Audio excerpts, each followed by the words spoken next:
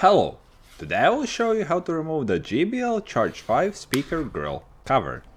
Right away I can say to the scared that this fabric mesh does not affect the speaker's waterproof capabilities.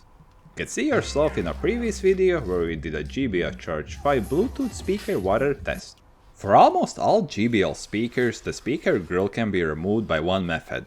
All you need is a flat and plus Phillips screwdriver, which you can probably find in your mom's manicure bag. Then with the flat screwdriver, you have to open the back of the speaker grill.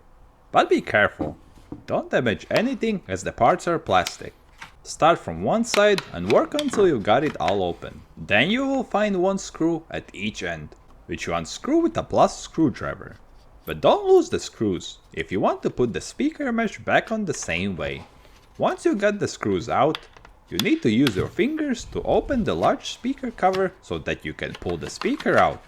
Just be careful not to damage the speakers. And here's the beauty, for which we'll do a base excursion test.